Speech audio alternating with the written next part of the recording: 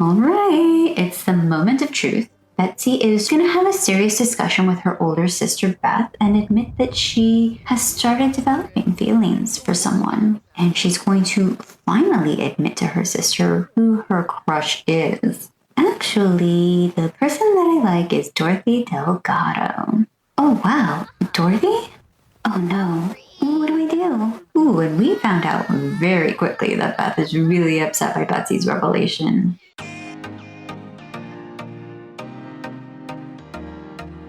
Hi kids, welcome back to my Build Newcrest Legacy Challenge Empty World variation. A take on the original challenge with a little bit of a twist. Every single sim in the world is going through an apocalypse and it's up to just one family to rebuild all of society from the ground up. We return to the plot taker household where Penny Pizzazz, the matriarch of this family, has just started setting up a yard sale to earn money for the family. Although I will say at 97k, we're no longer struggling for the simoleons. This teenage girl talking to the giant mushroom is Penny's oldest daughter, Beth Plot-Taker. Beth is our heir apparent for Generation 2 of this challenge, and no, I will not be explaining why she was talking to a giant mushroom. The other teenage girl on the left is Bonnie Plot-Taker. She is Beth's younger sister, and she's also a part of a set of twins. The big thing that's been happening is that Beth has crushes on several people. One of them is a sim named Dorothy Delgado. The good news is that Dorothy has developed a crush on Beth first, and then Beth developed a crush on Dorothy afterwards, which sounds like it'd be a good thing, but then her sister also developed a crush on Dorothy. Not this sister, but this one. This is Betsy Plot-Taker, another one of Beth's younger sisters. She is also Bonnie's twin. Oh my gosh. Penny just aged up. Seniority, wrinkled bellies, frosty locks, and interminable naps await. Party like the Reaper's not right around the corner. While it is depressing that Penny just turned into an elder, the good is that she's now in the same life stage as her husband, our family patriarch, and the Legacy Challenge family founder, Angel Plot-Taker, who recently aged up into an elder a few days ago in the game. So yes, Betsy and our heir apparent, Beth, are sisters, and they're both crushing on the same person, which is messy and problematic, and my goal today is to try to resolve that situation. I think I sort of know how I'm going to solve it. I'm leaning towards Betsy and Dorothy becoming an item because Beth has plenty of other romantic interests, but my Sims may have other ideas, so we'll see how it goes.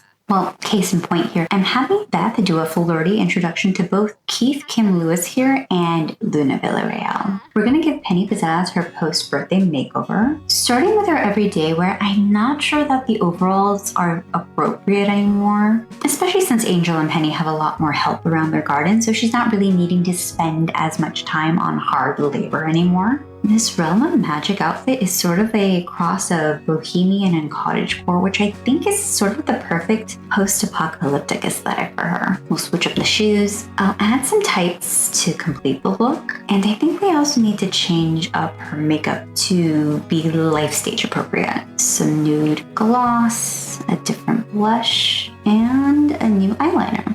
Likewise, we'll change up the makeup on her second everyday outfit to be just slightly more subtle. For formal wear, we'll only have one look, but it'll be the same orange dress, but with the shoes of the outfit with the slacks. Athletic wear, we'll switch this up and give her a head-to-toe tracksuit in purple. Here's a quick view of her second everyday outfit, in which I switched up the coverall swatch so the outfit is less orange. I'm thinking this hairstyle might be a little too coiffed and styled for this stage of Penny's life. I'll change it up to this style, which it's about the same length, but just slightly simpler. For party wear, I'd like to switch this up a little. We'll go with this cottage living sweater, and we'll pair this with the plaid skirt, also from Cottage Living. This color combination is like mustard and ketchup, but the all-natural varieties where the colors aren't quite as vibrant. I'll add some tights and shoes. Swimwear can stay the same since we don't really go swimming anyway. For hot weather clothing, we'll do this maxi sundress. We'll add a sun hat too.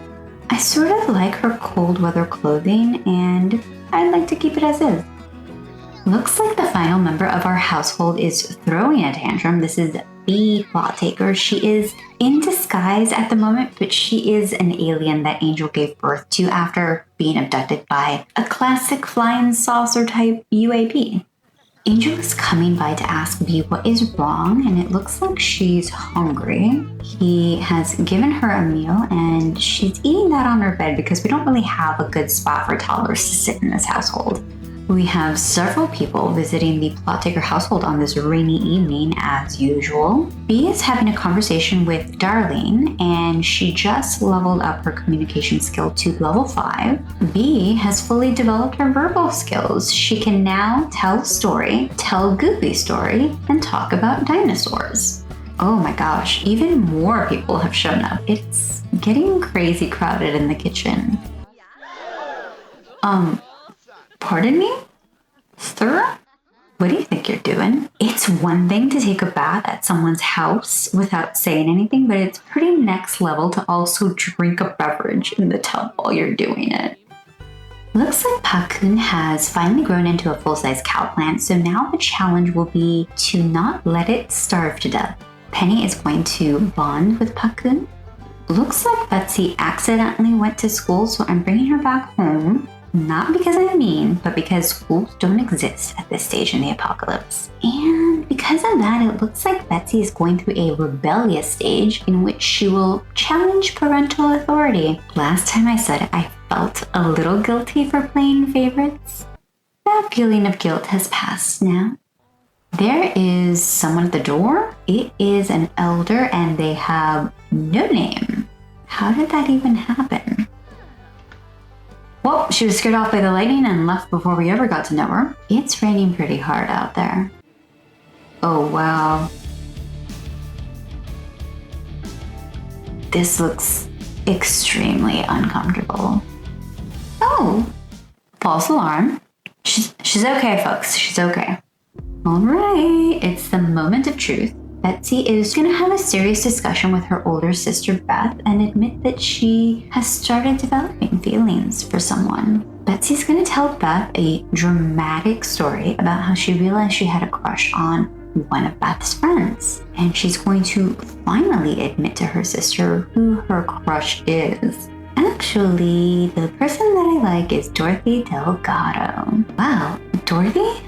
Oh no. What do I do? What I had Betsy do is basically stake her claim or, just simply admit her interest in Dorothy to her sister, who she probably suspects could also have feelings for Dorothy. Ooh, and we found out very quickly that Beth is really upset by Betsy's revelation. What happened? Why did it go dark like that? Listen, I don't know what happened, but Beth looks totally fine all of a sudden. Should I take this as a sign that she's gotten over it? Now she has to wrestle with the fact that she has feelings for Dorothy, but she hasn't shared those with anyone, and the knowledge that her sister likes Dorothy too. Maybe Beth should do a little thinking and try to get over her crush on Dorothy. Speaking of which, I don't know why Nash is missing from this list, but that doesn't actually stand in the way of Beth's process of letting go of her feelings of infatuation for Dorothy. Wow, what are the chances? Just as Beth is thinking of getting over Dorothy, she walks right into the room and tries to lay down on Betsy's bed. That kind of seems like a sign to me. Beth just got over her crush and now she's going to ask Dorothy how she feels about her little sister Betsy. I like Betsy. She's pretty cool. Beth has made up her mind to support Betsy and she's going to ask Dorothy to be just friends moving forward. This sort of seems like I'm speeding through this, but hey, Dorothy's the one who showed up all on her own just at the right time. So we have to strike while the iron is hot, right? Beth Floptaker and Dorothy Delgado have decided to cool off their romantic relationship. Are they awkwardly doing this in front of Beth's entire family? Yep, that's correct. Beth is now going to offer Dorothy some relationship advice. Is she the right person to be giving this advice? That's a big fat no, but let's ignore that for now. Beth is now going to talk up Betsy to Dorothy, trying to be a good wing woman, and it looks like Betsy has noticed because she's given her some props. Betsy sounds like she is an absolute pleasure to be around. Ooh, Betsy sat down to have a little talk with Dorothy. Ooh, Betsy is great. It's working. Beth is really out here going the extra mile. She's going to tell Dorothy a secret and then encourage Dorothy to hook up with Betsy. It's sort of in the vein of, psst, let me tell you a little secret. My little sister really likes you. You should think about dating her. Yet again, I'd like to draw attention to the fact that she's doing this in front of an audience. Betsy sounds like a catch. I'll introduce myself when I see her. Sweetie, you're sitting right next to her in the kitchen table. Oh, something's happening. Dorothy just became the girlfriend of Betsy. Oh my god, these suggestions are so powerful. Thanks for setting us up. Betsy and I are going out. Alright, Beth, get going. Your job here is done. And now it's up to Betsy to take her relationship from here. Bonnie! Oh, she was eaten by the cow plant. This thing hasn't even been fully grown for a whole day yet, and I somehow already forgot to feed it. Ugh, poor Bonnie. Bonnie never knows what is lurking in the dark. Darkness is nothing but a veil to hide the most gruesome and terrifying creatures of the night. Yeah, like a cow plant, apparently. Alright, she is stinky, gross, and needs to take a shower. But first, she's going to milk the cow plant and try to get her essence back. Bonnie squeezed out a mysterious fluid, one essence of energy. Betsy has asked Dorothy to go on a little walk and asked if she wanted to sit down for a bit of a chat. She's going to start off really light, asking Dorothy about her day, and then she's going to try to get to know her. And now they're going to have their very first kiss.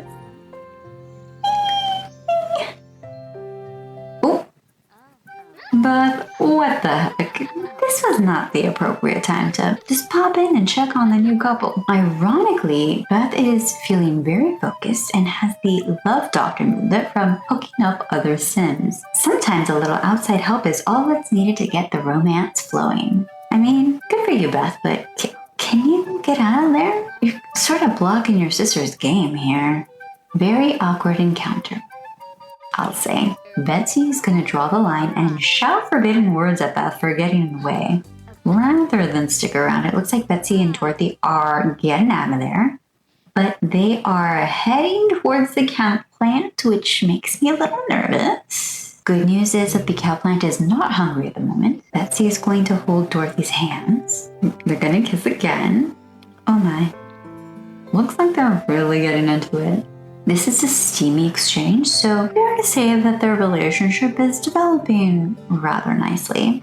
Hey kids, did you find that a satisfying end to the love triangle? Was it too rushed? Comment satisfying or rushed below to let me know. I'd also like to take this opportunity to ask you to subscribe to my channel or like this video. It's free for you, gives me a little hit of serotonin, and allegedly helps the YouTube algorithm recommend my videos to other people that might also enjoy them. Angel and Beth are spending the morning gardening. We have a cherry tree ready to evolve to magnificent quality, and Beth has reached gardening level 9. I would like to adult now. I feel like I'm old enough now that I should be allowed to go anywhere I want and do whatever I want. Can you treat me like an adult, please? You had a girlfriend, now you think you're all grown, huh, Betsy? Not until you've grown more. Nashbita walked past the plot taker home and Beth is tracking him down. I should really get going now. Thanks for hanging out with me. See you later.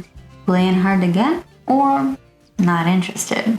Taking a look at his profile, he's into romance with women and mess around with both women and men. Confusingly, we're acquaintances, neither friend nor foe. However, we're also best friends, which does not make a ton of sense. Based on that, the vague relationship here actually kind of makes sense.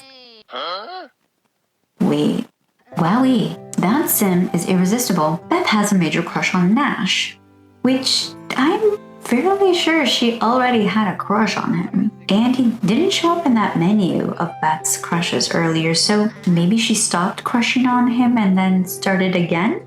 Either way, I guess Beth would like to put her best foot forward and be on good terms with Nash, so she's going to enthuse about interests and compliment appearance, do some friendly interactions, and then she's gonna try to flirt it up a bit by blowing a kiss. that seemed to go well. She's also going to try a pickup line. We're going to try and embrace. We're going to have a deep conversation with Nash to work our way up into our first kiss. Okay, Beth has had her first kiss with Nash. Okay, girl, you are not thinking about babies right now. Please focus. Beth is going to reveal her crush on Nash. She's going to kiss him again, but this time we're going to take a little screen cap. Is it just me? It sort of looks like they missed each other's lips and hands.